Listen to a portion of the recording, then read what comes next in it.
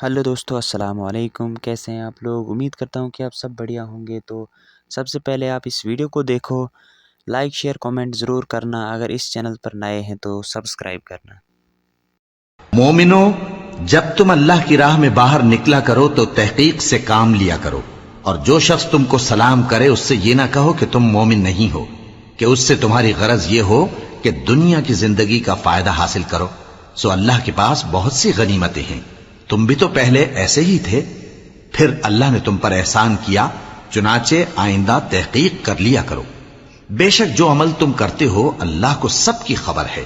जो मुसलमान घरों में बैठ रहते और लड़ने से जी चुराते हैं और कोई उज्र नहीं रखते, वो और जो अल्लाह की राह में अपने माल और जान से जिहाद करने वाले दोनों बराबर नहीं हो सकते। माल और जान से जिहाद करने वालों को बैठ रहने वालों पर अल्लाह ने दर्जे में फजीलत बख्शी है, और बेहतरीन अंजाम का वादा अल्लाह ने सबसे किया है, और अजर अजीम के लिहाज से अल्लाह ने जिहाद करने वालों को बैठ रहने वालों पर कहीं फजीलत बख्शी है। यानी अल्लाह की तरफ से दराजात में और बख्शिश में और रहमत में, और अल्लाह बड़ा बख्शने वाला है, बड़ा मेहरबान है। मोमिनो, जब उसी ने दो दरिया रवां किए जो आपस में मिलते हैं, मगर दोनों में एक आड़ है कि उससे तजावुज नहीं कर सकते, तो तुम अपने परवरदिगार की कौन कौन सी नेमत को झुटलाओगे? उन दोनों दरियाओं से मोती और मूंगे निकलते हैं, तो तुम अपने परवरदिगार की कौन कौन सी नेमत को झुटलाओगे?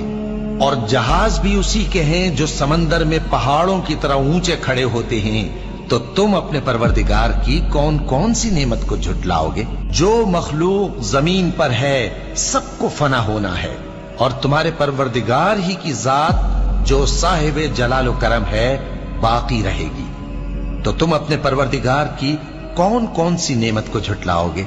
उसी ने इसी जगह तीन शख्सों की सरगोशी होती है तो अल्लाह उनमें चौथा होता है, और जहां पांच आदमियों की सरगोशी हो तो वो उनमें छठा होता है, और न इससे कम या ज्यादा, मगर वो उनके साथ होता है, खा वो कहीं हो। फिर जो जो काम ये करते रहे हैं, क़यामत के दिन अल्लाह सब उनको बताएगा।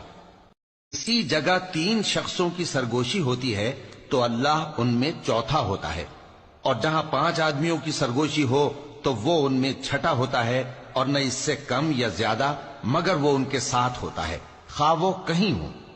फिर जो जो काम ये करते रहे हैं, क़यामत के दिन अल्लाह सब उनको बताएगा।